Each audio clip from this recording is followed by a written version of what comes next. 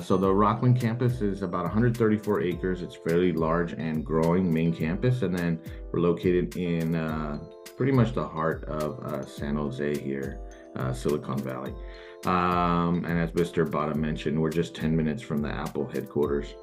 So what makes us a very interesting university is that since we started in 1939, a lot of our graduates have gone on to become middle and upper management at a lot of these famous companies. So we have a very close connection to a lot of these companies. And that's why we have a wonderful value proposition where our students are more easily, I would say, get career placements at these companies. And I'll go into detail with that. This is our Silicon Valley campus right here, located in Santana Row. And Santana Row is like the heart of the nightlife, the best restaurants, some of the best, shopping and such in Silicon Valley. So it's great for students to just walk 3 minutes from the building into here and be able to network and such with some popular people in the area. And this is really like what I think is the number one reason why to come to Jessup. And I want to make it clear, we're not a day one CPT school. What makes us different from some other schools that are is that the curriculum requires you to be employed. And because of that, we put a lot of emphasis on our career advancement and opportunities. Like our advancement team there is very strong with its connections. So almost every student can expect to be employed part or full time in our master's program. Our undergraduates do an internship, which I'll talk about later. They're at about 93% for that, which is still great. These are our top employers in the area. We have people in hospitality, we have people in, of course, tech, finance and such, which is really great. And in fact, 25% of our employees are working at these three companies. All of them are less than half an hour from our campus. So as an employee of these companies, the benefits are amazing. Some of these, I believe all three of these companies actually do a tuition reimbursement to students. They do housing assistance.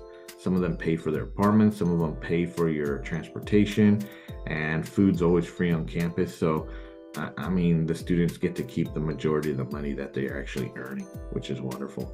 And if you're a stockholder at NVIDIA, if you see the news, you're doing pretty good. In fact, over 78% of our students are earning over $100,000. So if you can imagine coming to Jessup, it's really a career life changer. So you come to Jessup, you're paying as a grad student $12,540 a year. That's for all 3 semesters. And then you're earning this. It's a no-brainer. You know, a lot of times students ask me, oh, do you guys offer scholarships? Yeah, we do. But the best scholarship that we have, that maybe not every other school has, is a $100,000 job. I think that's a much better scholarship than getting $500 from somebody. But you know, and our tuition for our undergraduates, $36,000, which is very reasonable, especially in the area. You have, UC Berkeley, UC Davis, out-of-state tuition over $50,000 a year, Stanford, and a bunch of other great schools. So we're definitely value priced. Another thing about the undergraduate tuition is if students they overload on units, they can take more. There's no additional fee to that. If they want to go up to 18 units, for example, and finish earlier, we have several international students that'll finish in approximately 3 years instead of 4, which is great. Saves their parents some money. We also work with Empower Loan, and Empower's been wonderful. We have students that have qualified through their loan and have come from Kenya, Nigeria, Pakistan, and India and such. It's no collateral, no cosigner loan. And, students, since they're employed, they're able to pay back this loan real fast.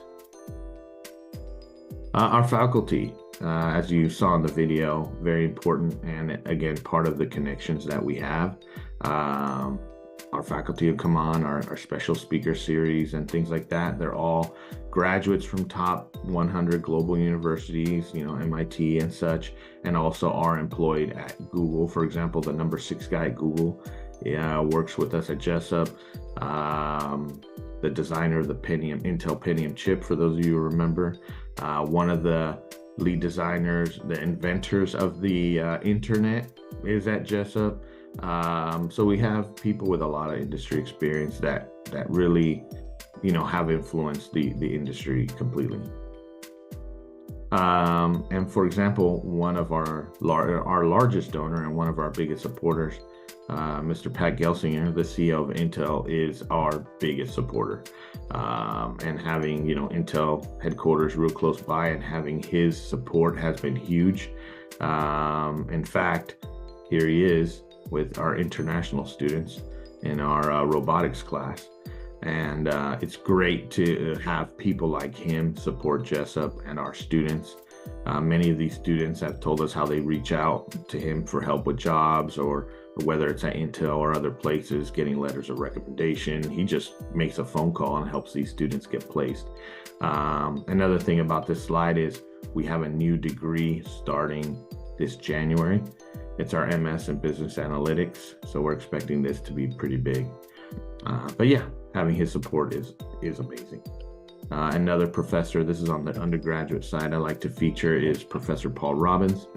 He's really big in the social media space. He's won a couple Emmy Awards, which is the equivalent of the Oscars, but for television.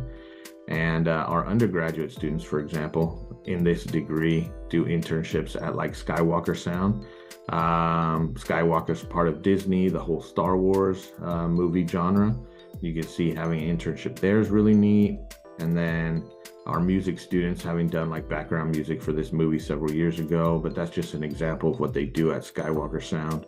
So as an undergraduate, you get a wonderful internship experience that'll help your resume. That's why 93% of our students are employed after graduation. Moving on, I'd like to feature our computer science program. It's really our most popular program with international students right now. Classes are offered on the weekend. It's typically one weekend a month, and we have 6 starts a year. And so not only are we still accepting a few students for this end of August intake in the fall, we do have an October start.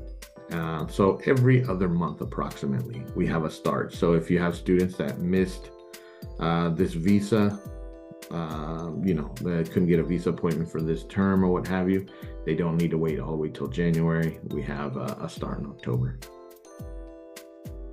Thankfully, I've always thought being a nonprofit university, as we are, really helps with our H-1B. When a student sends their RFE, request for evidence, for us to fill out, we've done a great job. And in fact, as of now, 100% of our students have gotten their H-1B, which is really, really great. 12% of our students are international. I think it's a good mix. We represent 48 countries. Especially for undergrads, it makes a difference. You can request having an American roommate and such, which is wonderful.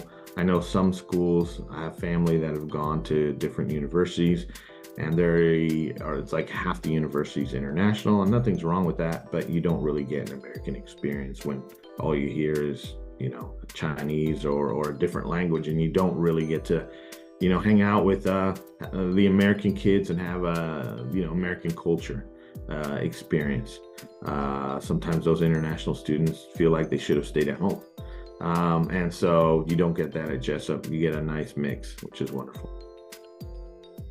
We're ranked one of the fastest growing universities and great student housing.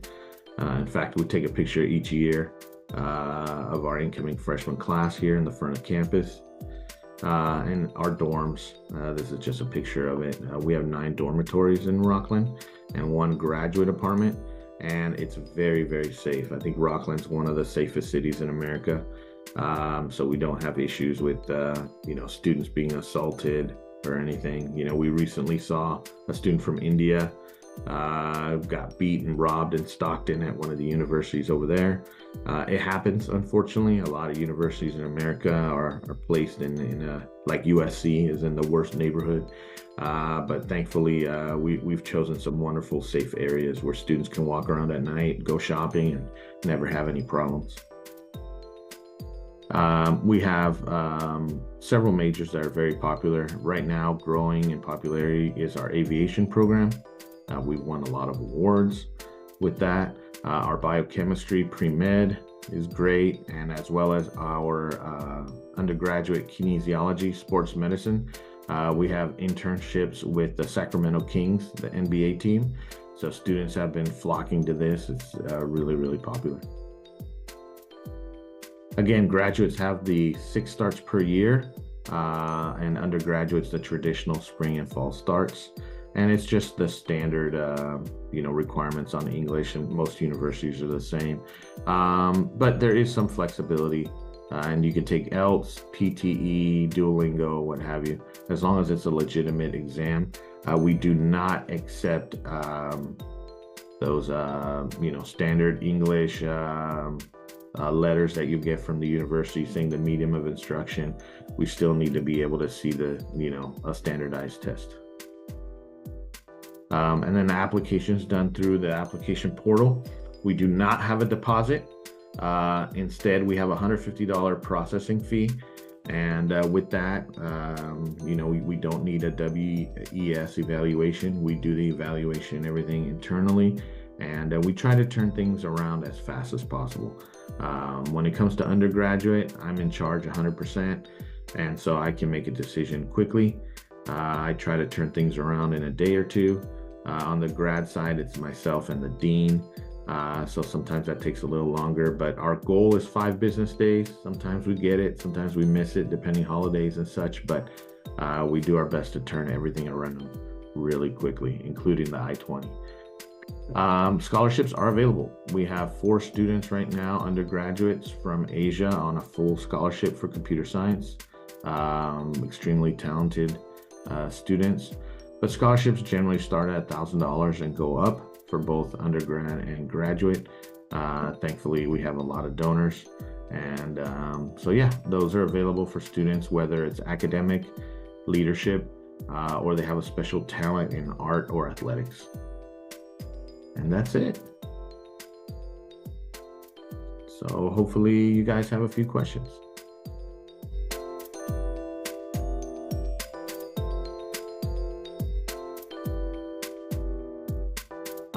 Scholarships and criteria for that. So it's very subjective on the scholarships. Typically I'll see a grad student who's like a 3.7 GPA, ELT score of like a 7.0 or higher, get a scholarship. But again, it really depends on the story. Like, I'll read a story where a girl won some awards at a hackathon, for example, recently in Vietnam. And so her GPA might not be that great, but I can see the talent level there. And so I'll offer her a scholarship. So really depending, what the student's done and what they've written down, it's very subjective. Sorry, we don't have like a standard criteria. Do look at SAT, GRE, GMAT, but we primarily consider those for scholarships. Or like we'll use the GRE or SAT, the English score, in lieu of ELTS and TOEFL. So we'll consider them. Not required.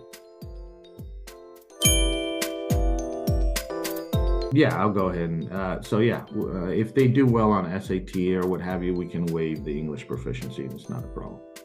Yeah, as long as some sort of standardized test, that works.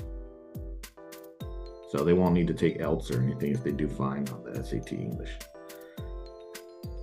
Again, with undergraduates, I make the decision. So not that I'm easygoing, but I'm pretty flexible, and I can tell if a kid has a dream to come to America, and now that Mr. Donald Trump is going to win the election, the kids want to come over here and live their dream. I'll try my best to get them in.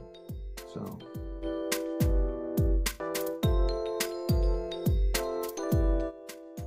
And another thing about Jessup is we're really kind of like a second chance university a lot of times for these students, being that we're a nonprofit university. I'll see students who maybe didn't do so great at another school. They might be in the middle of nowhere at Western Kentucky State somewhere where the cows are, I don't know. And they want to come to the big city, change of weather. California weather is really nice.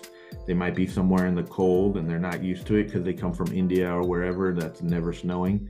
And they see the first snow and then they decide, you know what, I need to come to California, and they'll transfer to us, even though their grades weren't so great. So we try to give people a second chance.